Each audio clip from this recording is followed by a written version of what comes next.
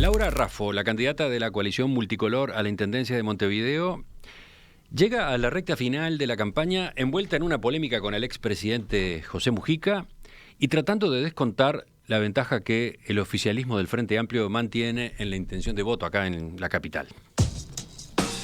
Montevideo olvidado, Montevideo reactiva, Montevideo ágil, Montevideo limpio han sido algunas, 4 de sus propuestas programáticas. ¿Qué cartas le quedan en la manga para estos últimos 4 días? Bueno, vamos a conversar con ella a partir de este momento en este ciclo de cierre en materia de entrevistas. Economista Raffo, buen día, gracias por acompañarnos. Buen día, Emiliano, un placer acompañarlos. Y feliz cumpleaños. ¿Cómo es eso de festejar el cumpleaños en plena campaña? Es raro, ¿no? 47 años, primera vez que lo paso en medio de una campaña electoral.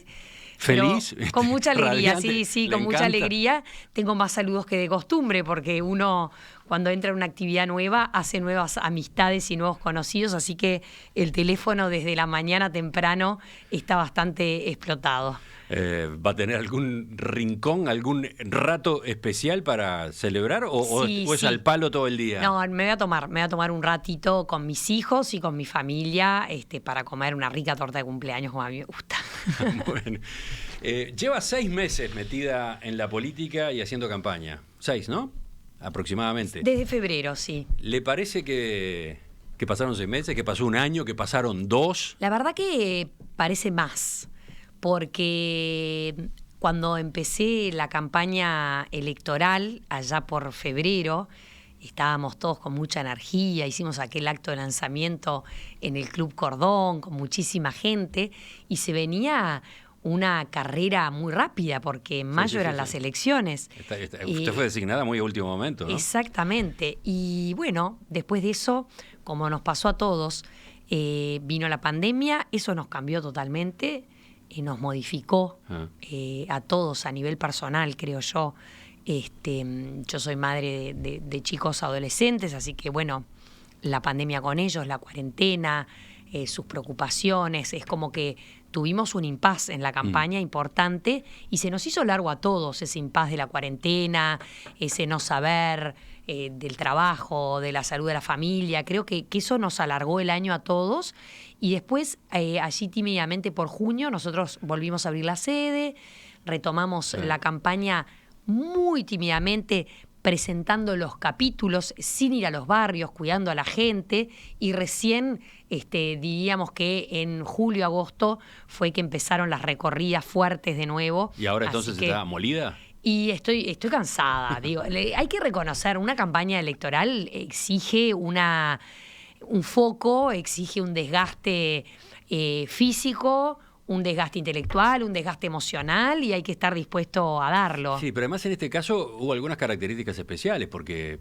la coalición multicolor decide enfrentar al Frente Amplio y hacerlo con un único nombre. Es cierto. Con usted, con una mujer además. Sí. Entonces, no es lo mismo. No es lo mismo la campaña así. ¿Fue buena idea que la coalición llevara una única candidatura? Yo creo que sí. ¿Sí? Yo creo que nos encolumnó muchísimo.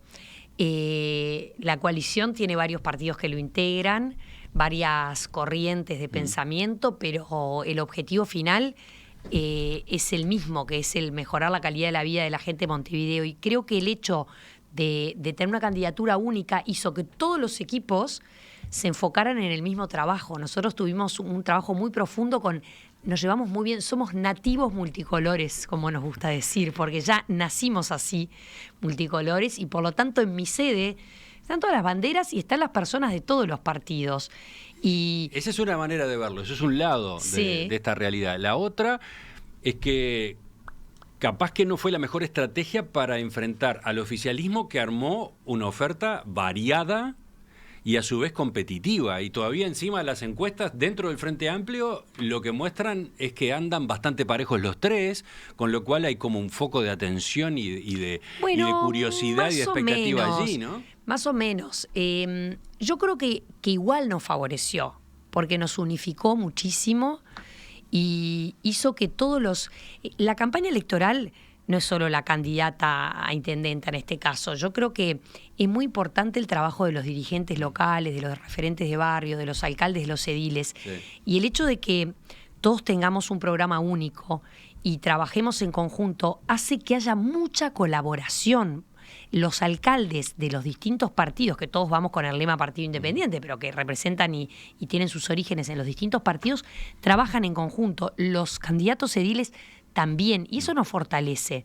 Respecto al Frente Amplio, al principio estaban más parejos los candidatos dentro del Frente, luego se despegó Carolina Cose, como que viene liderando más las encuestas. Las propias encuestadoras que la diferencia está dentro del margen de error, en fin. Bueno, entonces, sí, más o menos. Creo que sí, obviamente el hecho de que sean 3 candidatos genera que ellos quieran desmarcarse entre ellos y genera una competencia interna, sí, eso es cierto. Y genera el mensaje de vengan a votar acá porque acá se resuelve la intendencia. Sí, un mensaje que no compartimos, bueno, porque precisamente... Pero pasa eso, ¿no? Sí, pero precisamente lo que nosotros estamos viendo en la calle y lo que estamos recogiendo, después de que las últimas encuestas dieran todas que se acorta la brecha con el Frente Amplio y que se acorta por abajo de los 10 puntos, o sea que, y como son 2 opciones, uno sube 5 puntos y ya está en un empate, ahí hay mucha gente que dice, bueno, se puede por primera vez en 30 años cambiar el gobierno de Montevideo y por lo tanto la gente está muy entusiasmada en hacer crecer el apoyo y en transmitir esa idea de la alternancia, ¿no? De lo bueno que es cambiar porque no todas las cosas están resueltas.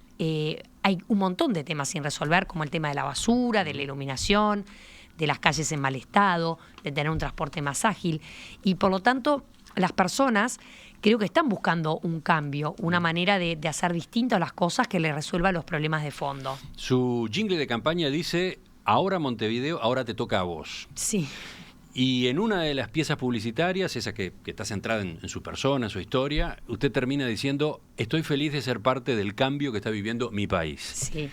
Ahí está una parte importante de su posicionamiento, ¿no? La identificación con el nuevo gobierno nacional que asumió en marzo. Veamos este punto, aunque sea brevemente. ¿Dónde está la huella de esa sintonía, concretamente en sus planteos a propósito de la Intendencia de Montevideo? ¿Dónde está esa proximidad con el gobierno nacional, con el cambio a nivel nacional? En el tipo de cultura de gobierno que nosotros promovemos, en el estilo de gobierno. O sea, este gobierno, desde que asumió, es un gobierno que se comunica de manera muy directa con la gente, es un gobierno que dialoga muchísimo, es un gobierno transparente, que está rindiendo cuentas, que informa a la ciudadanía y que por lo tanto promueve esa famosa libertad responsable que se habló tanto durante la pandemia, ¿no? Un gobierno que apuesta a la libertad, que todo el mundo se exprese y a decir claramente por qué hace determinadas acciones. Yo coincido mucho con esa forma de mirar las cosas. Yo creo, en todas las organizaciones en las que trabajé, siempre promoví el ser muy transparente, muy abierta al diálogo, y comunicar. A mí me parece importante que no haya secretismo en las cosas que uno hace, en cualquier organización o en un gobierno. Por ahí está. Yo creo que la sintonía está muy por ahí, con ese estilo de hacer las cosas, con esa manera de gobernar. Veamos otro de los ángulos de su campaña. La crítica al Frente Amplio por sus resultados en la Intendencia de Montevideo y el debate. El debate a través de los medios, el debate indirecto. Usted mantuvo entredichos fuertes con los 3 candidatos del Frente Amplio y ahora incluso terminó cruzándose con el expresidente Mujica. ¿Se sintió cómoda en ese papel? En realidad, nosotros el debate que proponíamos era otro. Nosotros proponíamos un debate con altura, donde los candidatos nos miráramos a los ojos, nos sentáramos en una misma mesa, y yo estaba dispuesta a hacerlo ya fuera una vez con cada candidato del Frente o yo con los 3 candidatos y que nos repartiéramos los tiempos, pero donde se intercambiaran ideas acerca de Montevideo, acerca de lo que tenemos en nuestro plan de gobierno, ideas para la basura, para la iluminación, para las calles, para las veredas. Sin embargo, ese tipo de debate no se dio. Pero terminó ocurriendo el debate a través de los medios. Sí, pero de manera diferente. ¿En qué sentido? Yo cuando critico una manera de hacer las cosas o una administración o una forma de gobernar, critico sobre eso, sobre la administración, sobre el resultado, sobre cómo se hacen las cosas. No agravio a las personas. Creo que desde el otro lado sí existieron agravios hacia mi persona y ahí es donde yo siento que hay una diferencia muy importante en cuanto a cómo plantear un debate. También otra cosa, se ha dado mucho una costumbre de debatir por Twitter. Bueno. Twitter es una red social que la usa el 14% de la población. Época en la que vivimos. Exacto, pero a mí me parece que un papel demasiado importante, sí, las redes sociales en la campaña. Incluso las redes sociales que a veces terminan siendo como fuente para el periodismo, increíblemente. No en su caso, Emiliano, pero yo creo que aquí lo que a mí me parece, lo que yo rescato como valor de respeto hacia el otro, es que cuando alguien te quiere criticar por algo, lo bueno es que te lo diga en la cara, que tenga el coraje de sentarse en una mesa y decírtelo. Y en general, cuando la gente te está mirando y se sienta en la mesa contigo, en general los agravios personales son mucho más difíciles de decir. No creo que los candidatos hubiesen caído en esos agravios. Y es mucho más común que se hablen de las ideas y los distintos planes. Y uno podrá criticar, bueno, ese plan ya lo prometiste y no lo llevaste a cabo, ¿por qué debemos confiar en que ahora lo vas a llevar a cabo? O yo podré decir, no creo que tu forma de administrar sea la que le conviene al departamento de Montevideo, pero nunca voy a agraviar a una persona. Bueno, pero son los riesgos de la política. Por supuesto. Sobre todo cuando usted sale, como salió, a pelear mucho, ¿no? Porque usted salió a cuestionar. Yo salí fue una de las líneas de su trabajo. Yo salí a hablar de las cosas que no estaban resueltas, que son las mismas cosas que nos dicen a nosotros todos los vecinos de todos los barrios cuando vamos a visitar los barrios. No hay nadie en Montevideo que diga que Montevideo es un departamento limpio. No hay nadie en Montevideo que no reconozca que el problema de la basura es un gran problema. Tampoco hay gente en Montevideo que diga que las veredas están en buen estado o que todo Montevideo está bien iluminado. Yo lo que represento es la voz de las personas que vivimos en Montevideo y que queremos ver cosas mejor en Montevideo. Veamos uno de los temas. Usted habló en más de una ocasión del Montevideo olvidado, ¿no? Sin duda. Montevideo olvidado es incluso uno de los capítulos de su programa de gobierno. Ayer, cuando estuvo acá en Perspectiva, Daniel Martínez destacaba que en este periodo que él encabezó en la Intendencia de Montevideo, el 80% de las obras se localizaron en los barrios más vulnerables. Parece haberle prestado atención justamente a esas zonas. Lamentablemente, el Montevideo olvidado, que es un concepto que acuñamos porque la gente, cuando empezamos a visitar barrios ubicados en la periferia, nos decía de manera continua, a nosotros nos tienen olvidados, o sea que no es un término que lo hayamos inventado nosotros, sino que surgió espontáneamente de la gente y tomamos el guante. Lamentablemente ha crecido la cantidad de personas que viven en situación de precariedad y con necesidades básicas insatisfechas. Estamos hablando de informes oficiales, hay un informe del Ministerio de Vivienda del año 2018, es el último informe que existe, que da cuenta que hay 330 asentamientos en Montevideo, 12 más que en el informe anterior, y de 2018 a la fecha, que fueron años de estancamiento económico, crecieron más aún los asentamientos, incluso hay uno nuevo, Santa Catalina, que comenzó a generarse a principios de año. Esas personas, además, no acceden a necesidades básicas. Yo le pedí información específica al Instituto Nacional de Estadística, que a través de la encuesta Continua Hogares nos hizo una desagregación para el año 2019, y donde también es notorio que en algunas zonas y en algunos barrios 4 de cada 10 personas tienen al menos una necesidad básica insatisfecha. Estamos hablando de temas como acceso a una vivienda digna, acceso a calefaccionar el hogar, a refrigerar los alimentos, a tener la infraestructura básica. En esos barrios hay 4 de cada 10 personas, 4 tienen al menos una necesidad básica insatisfecha, mientras que en otros barrios solamente una. Entonces, el tema de Montevideo olvidado no pasa únicamente por hacer alguna obra que se ha hecho o por hacer algún programa de mejora barrial que también se ha hecho. Pasa por realmente resolverle las condiciones de vida a estas personas. Y mi mayor crítica ahí, Emiliano, pero el tema es cómo hacerlo, ¿no? El tema es cómo hacerlo a la lo velocidad que se necesitaría, y bueno, ¿no? Eso es lo teniendo en cuenta el volumen que el problema ha alcanzado. Bueno, pero no fueron solamente 5 años, ¿no es cierto?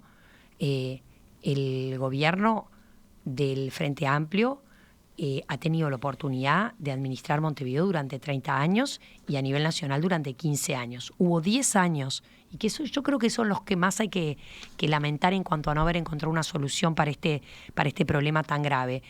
Hubo 10 años de extrema bonanza económica en Uruguay, todos nos alegramos por eso, estamos hablando desde el 2004 hasta el 2014 aproximadamente, hasta el 2015, en esos años de mucha bonanza económica, donde coincidía el gobierno departamental del Frente Amplio con el gobierno nacional del Frente Amplio, se podrían haber hecho muchas más cosas para solucionar el tema de los asentamientos. Ahora, en el plan de gobierno de Daniel Martínez, si tomamos a ese candidato al que acaba de gobernar, aparece muy privilegiada esa parte de la ciudad, ¿no? Si vemos, por ejemplo, el plan de infraestructura, se lo llama además plan de infraestructura integradora, ¿no? Y se insiste mucho con esos términos. Y aparecen, por ejemplo, la construcción a nuevo de la avenida Luis Valleverres en 2 tramos, la construcción a nuevo del camino Pedro de Mendoza, mejoras de calles del Cerro de Montevideo, continuidad del programa de mejora urbana en asentamientos y barrios precarizados, bueno, construcción de una segunda etapa en la extensión de la Rambla del Cerro sobre Ese es la el bahía de programa Montevideo. que Martínez piensa llevar a cabo en caso de ser electo intendente. Sí, por eso. Y hay más. Después hay infraestructura Martínez para la convivencia. Martínez ya fue intendente durante 5 años. Lo que él dice es, hicimos lo que pudimos en un periodo de 5 años y ahora vamos a seguir. Y entonces plantea nuevo centro social y deportivo en la zona norte del municipio nuevo centro social y deportivo en la zona de Sayago Peñarol, construcción de 7 parques infantiles, intervención integral del barrio Modelo, de donde va a salir el mercado Modelo, finalización del Parque Idea Vilariño en el ex asentamiento Isla de Gaspar. O sea, hay un énfasis fuerte en ese tipo de obras en esas zonas. Mi pregunta es, lo que usted propone, ¿cuánto más que eso es? ¿Cuánto más avanza en esas zonas que usted está Nuestra propuesta resaltando? es totalmente diferente porque mira a la zona del Montevideo Olvidado como un todo y no se apoya únicamente en obras.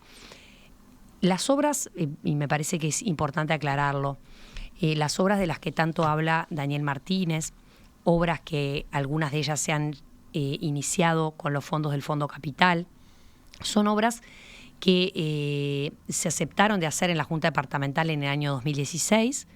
Estamos en el año 2020 y ninguna de las obras del Fondo Capital ha sido inaugurada. Incluso la planta de preclasificación de residuos ni siquiera se comenzó a hacer.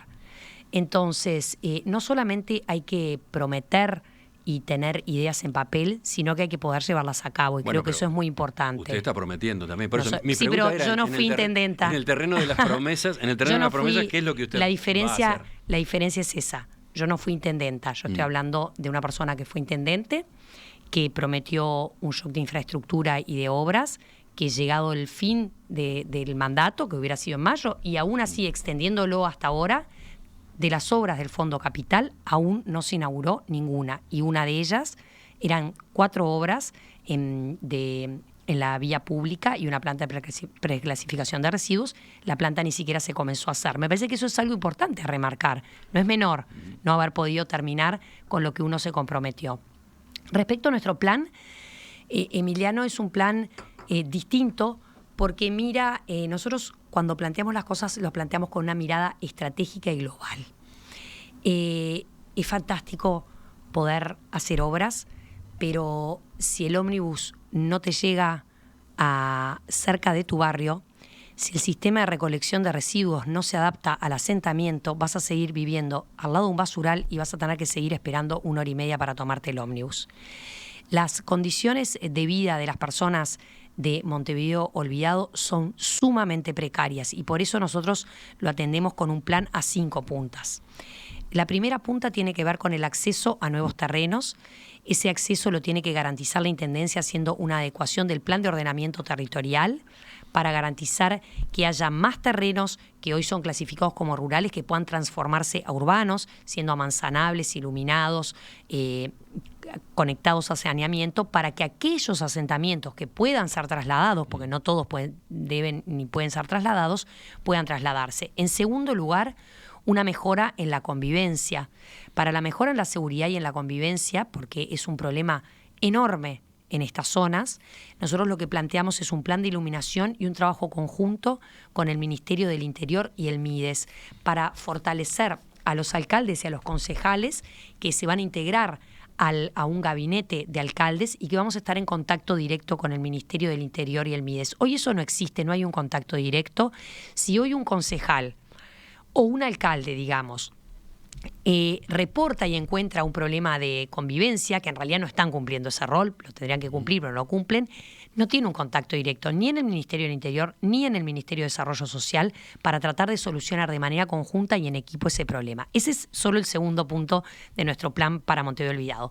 El tercer punto tiene que ver con el acceso al transporte, que es absolutamente fundamental para el desarrollo educativo, económico y social de las personas que viven en Montevideo Olvidado, que muchas veces quedan varadas por no acceder al transporte, muchas veces eso les impide a niños ir a la escuela, les impide a madres a salir a trabajar.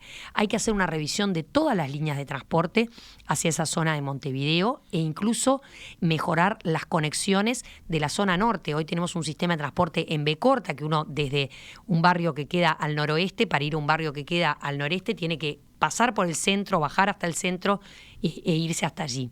La infraestructura de paradas de ómnibus también es muy baja y muy mala, y las frecuencias y los horarios son muy bajos y muy malos. Ese es el tercer punto.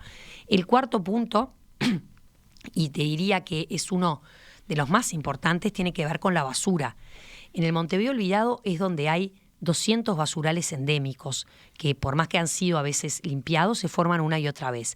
En la Intendencia de Montevideo no les ha colocado un sistema de recolección de residuos adaptado a los asentamientos. Hoy por hoy la Intendencia de Montevideo deja afuera del asentamiento contenedores, los mismos contenedores verdes que estamos acostumbrados a ver, los deja en las afueras 2 o 3 contenedores. El vecino tiene que atravesar todos los caminos, pasajes, recovecos que tiene asentamiento para llegar a esos contenedores que generalmente terminan siendo desbordados y por lo tanto terminan formándose enormes basurales. ¿Cuál es la alternativa? Justamente teniendo en cuenta la complejidad de esas tramas urbanas, entre Exacto, comillas. Son alternativas que nosotros las tenemos por escrito en nuestro plan Montevideo Olvidado, que tienen que ver con lo que ya se ha hecho en conjunto con el Banco Mundial y con el BID en las villas de Buenos Aires o también en asentamientos de Córdoba, que son sistemas de recolección de residuos en coordinación con los vecinos, con cooperativas de vecinos y donde se vuelve a la recolección manual, porque en esos pasadizos no pueden entrar personas. Entonces se vuelve una recolección manual, se hace un pacto